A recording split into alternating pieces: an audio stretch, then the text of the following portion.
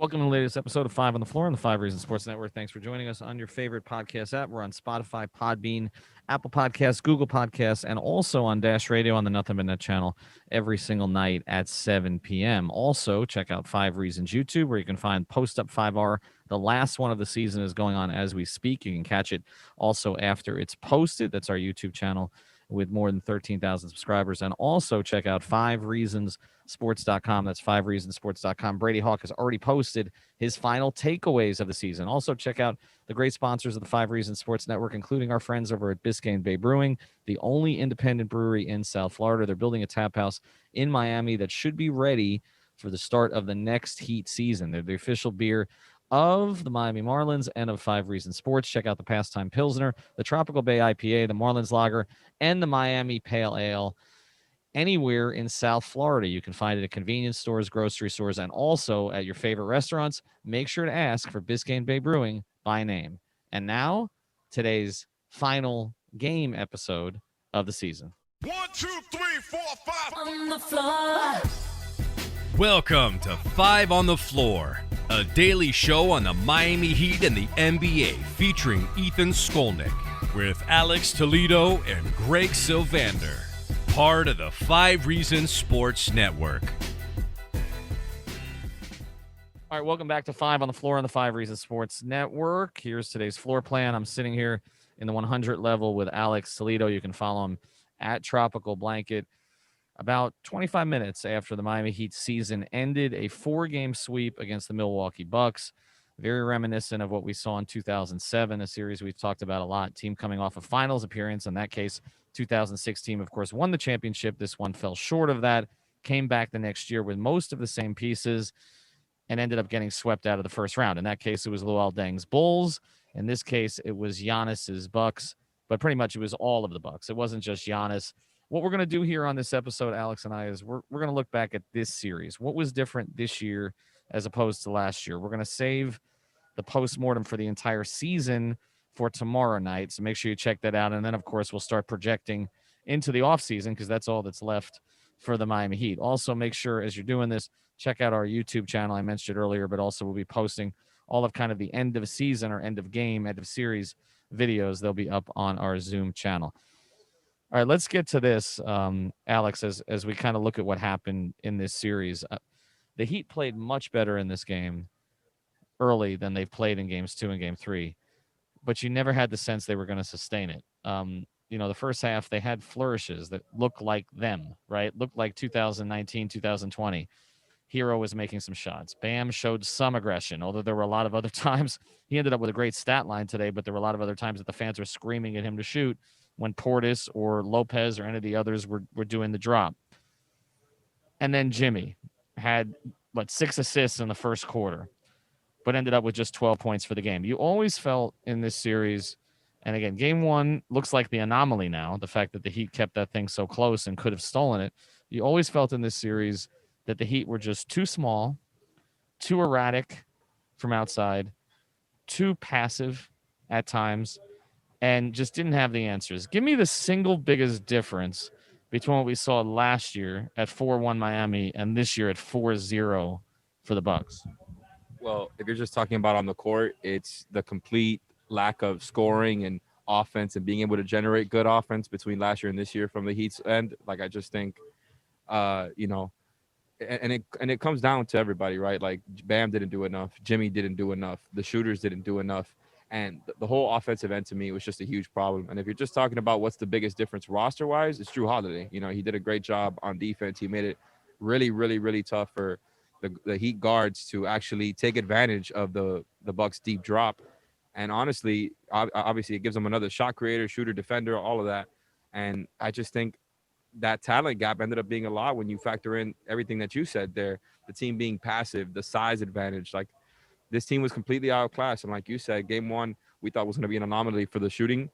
But really, it ended up, like you said, being an anomaly for the Heat, actually just being able to be competitive in that game. The other 3 games, they just came out and played with, again, I hate to say it, absolutely no guts. Like, I don't know what's going on with Jimmy. I wonder if, and I'm not trying to speculate or say anything crazy, but he did not seem right out there. It was a really bad matchup.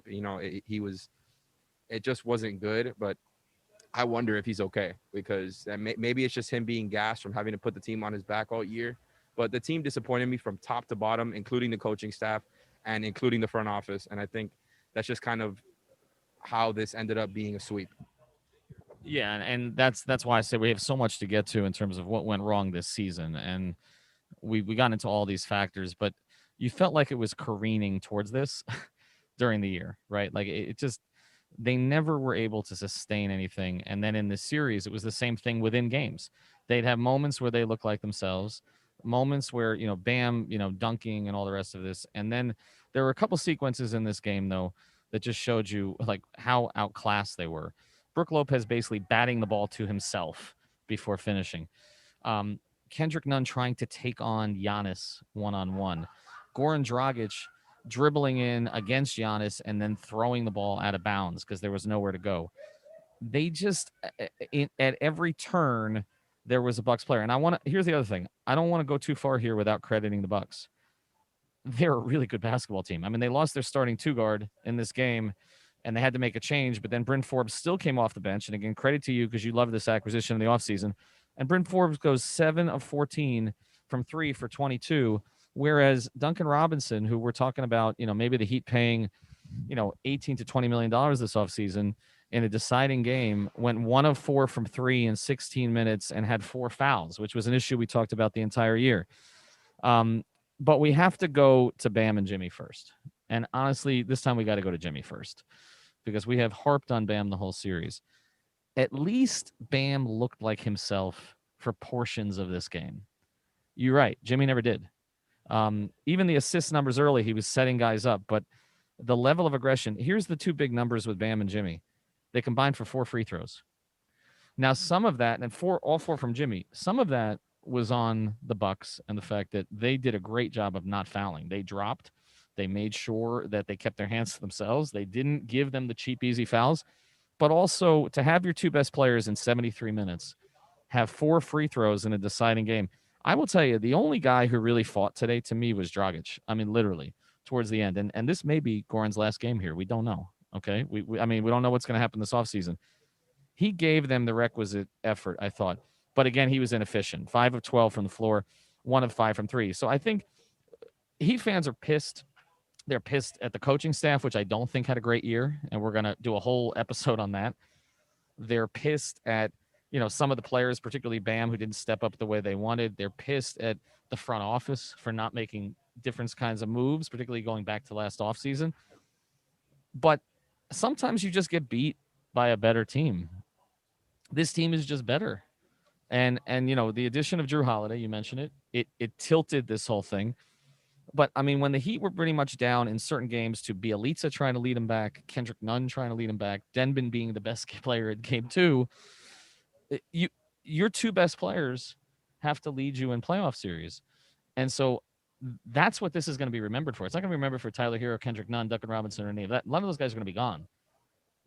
Jimmy and Bam, there are going to be serious questions, and we're going to talk about this more going forward, but about whether or not they could be your 1 or 2 on a team that can't, doesn't just do it during one run in a bubble, but can do it consistently.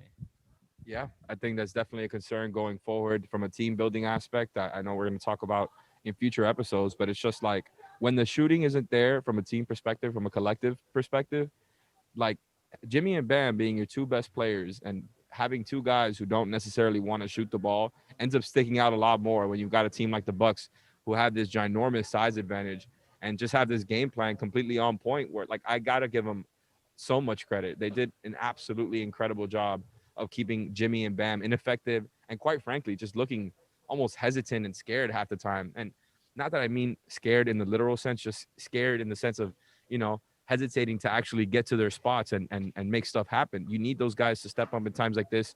And, they talked all about Spo talked all about how this team fights back from adversity and he trusts them. And I just did not see that fight. Like, I know there was some effort tonight. I know, the first half wasn't terrible. It was cool to not be down by 1 million points at the end of the first quarter. It was very refreshing. But really, like you said, Goran fought. I think Kendrick fought a little bit. But I think Bam tried to really step up his usage in that second half and taking more of those shots. And that's why he ended up with a nice stat line there. But it really is top down a failure from the organization to let this get to this point. Like, you were in the finals last year, and now everybody's over here calling you bubble flukes, and that's not even the point of that. It's a sad way to go out for a team that really thought they were better. And when Jimmy was playing, had almost identical records to the top 3 teams in the Eastern Conference. They thought they were better than what they were. Their ego let them get to a point where they could have been in that 4 or 5 bracket and had one of the Knicks or the Hawks. And, you end up in that Bucks bracket, say that we want it, we're ready for it, and they just absolutely were not ready for it, not in the least. And it starts with Jimmy and Bam not being enough. And really, it just starts with, to me, the roster is extremely flawed. I think it took us too long to get to this conclusion, thinking that the shooting was just going to hold up in the same way that it did last year. Yeah, no doubt. And when we come back, obviously, like I said, we're going to do more episodes about the top 2 guys and sort of where they go forward here. But I also want to talk about Giannis a little bit, because if you really look at it, I mean, Giannis has such an impact on the Heat franchise, not just in terms of beating them here, but in terms of sort of blowing up the plan that they had. And so I think we should get into it a little bit. Before we do, I want to tell you about another great sponsor, the 5 Reasons Sports Network. The Heat season is over. You can still bet on the NBA, though, at mybookie.ag. Go to mybookie.ag, use the code 5. You'll get a bonus of up to 100. Excuse me, not 100,000. Not giving you that much, but up to $1,000. The first deposit match. Use the promo code 5. You can bet anything there. They've also got the weekly blackjack tournaments to give you and your friends a crack at prize pools up to $50,000. But again, you can bet baseball, you can bet hockey, which is still going on, the NBA playoffs, and more. And I'm sure the futures will be up there for the NBA pretty soon. They give you the best odds and tons of options to make all your favorite sports a hell of a lot more exciting. That's mybookie.ag. The code 5. All right, Ethan Skolnick back here on 5 on the floor as we speak. Jimmy Butler is speaking. Actually, Alex, I'm gonna let you handle that because I think we should get that stuff. Make sure you check that out on the YouTube channel. So I'm just gonna postscript this thing, and then again, we're gonna come back with more episodes going forward. But to me, one of the significant parts of this is that the Giannis decision and the fact that the Heat, to a certain degree, banked on the fact that they would be in the game for Giannis affected everything else that happened this offseason. And I don't think that you can look at it any other way. The decision not to extend players like Jay Crowder past the 1 season. I don't know that Jay makes a huge difference in this series, particularly when he shot about 10% in Phoenix from 3, but he did give them a different level of physicality than Ariza did. It did change the matchups somewhat. And then look, Giannis banked on the Milwaukee front office, and we laughed at the Milwaukee front office in the offseason for screwing up the Bogdanovich acquisition. We see how well Bogdanovich is playing as a starter with the Hawks. But the other moves were good. I mean, Alex talked about the Bryn Forbes move, the Bobby Portis move. They replaced a lot of older guys on the bench, and they were able to get a guy in Drew Holiday who, yes, the cost is enormous. Absolutely. And the cost is enormous. But even with the cost being enormous, I mean, if they win a championship, it's worth it. And we'll see what they do against Brooklyn. I like the matchup against Brooklyn. They beat Brooklyn twice. Now, Brooklyn didn't have their big 3 at that time, but I've said repeatedly that I think that Milwaukee has the pieces to match up with Brooklyn because they do have guys who can guard each of their 3 guys. Because the thing about Milwaukee's 3 best offensive players is they're really good defensive players, and so is Brook Lopez. And so Giannis, to a certain degree here, Alex, and we'll close it here, I mean, he is not going to be a member of the Miami Heat like everybody wanted, but he had a significant impact on the Miami Heat. And you have to look back now and wonder if the Heat just bungled the whole thing in the fact that, we assume that the relationship between Giannis and Bam and the agent, that they would be in on what Giannis was going to do. Clearly they weren't, but clearly they made decisions to that point. And you can't say it was just about flexibility for 21 beyond Giannis. There's nothing left in the 21 free agent class. So it really, as you look back at it, Giannis, to a certain degree, just ended the Heat season and may have altered their future in a significant way. And in the East, you now got to get past him going forward. And this is a team, in that Miami Heat team, that does not look equipped to do that. Nope. I mean, I couldn't agree with you more there. They don't look equipped to handle the Bucks. They don't look equipped to be considering themselves in that same class of Eastern Conference contenders that the Bucks and the Nets are in.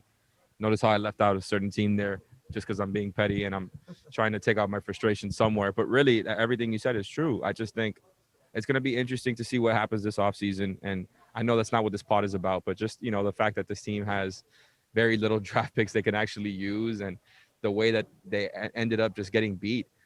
I wonder how this offseason is going to play out. I think that should be very interesting. But I think we can be pretty firm and sure about this. They cannot bring this team back. They cannot bring this team back. You got to do better by Jimmy and Bam. You got to bring him somebody who can play, make, and score, and just take a little bit of pressure off them. Because even though we want Jimmy and Bam to do more from a scoring aspect, and they needed them to do that, in reality, you got to help those guys out with the roster, because Goran just wasn't able to take on the load that he did last year. You know, Duncan and Kendrick and Tyler, they were in absolute jail for most of the series, just being harassed by the Bucks defenders there. They gotta do a serious revamp, and I think it's tough. I think the way that this series is ending, going out with just, you know, begging for the refs to call the 10-second violation on Giannis, the Bielitsa MVP chance, you know, Goran fighting with Middleton, and all of this stuff. It's a sad way to end this era of Heat basketball that I think is going to end up being short-lived. Just from the finals one year to a first-round sweep the next. The story of the 2007 and the 2021 Heat.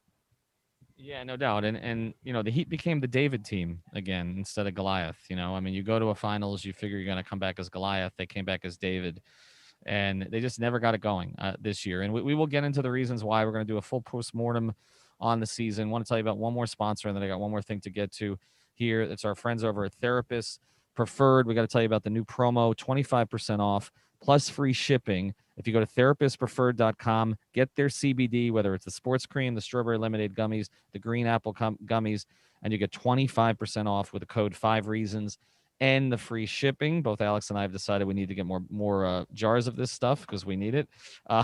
If you need to recover from the Heat series, it's probably a good way to go. 100% THC free and third-party lab verified, so no issues with it. You're not going to fail a drug test. This is a CBD company founded in 2019 by a physical therapist to maximize performance and recovery for active people. So go to therapistpreferred.com, use the code 5 Reasons for 25% off. All right, just want to give everybody kind of an idea of where we're going here. Tomorrow night, we're gonna look back at the season. We'll have Greg on with us to kind of get into some of the points where things went wrong. I know that we've talked about a lot of this, but I think with another 24 hours to reflect, and then next week we will start to look forward. We're going to evaluate all the players on the roster of significance, what needs to get better, and then we'll start to look at all the players out there that may be able to help fix this situation. So we got a lot to do. The next season's supposed to start usual time, October, November-ish. So before you know it, we're going to be back in Summer League, back at the draft, which the Heat, of course, don't have a draft pick. We'll get into some of that discussion. Why now, Ethan? But this is a rough way to go. I mean, this crowd today, and you hit on it. This is not a franchise where the fans should be sitting there having to count down Giannis to 11. It's one thing to be petty, and I get it, but it felt. It was funny. I'm not saying it wasn't funny. Just like LeBron was tired, was funny. Just like all this stuff is funny, but the Heat are expected to be the Goliath franchise, not the David franchise. This series was. I mean, let's just be honest. It was embarrassing, humbling and embarrassing after game one. I mean, there's just no other way to look at it. And I got the sense, I said this on 5 and 4 many times, there were a lot of people, not that they weren't trying, but a lot of people in the Heat organization just wanted this thing to be over and just reset. It was that kind of year. We'll get into why on the next pod. The Heat lose in 4 games, swept out by the Bucks, and now they got to watch everybody else.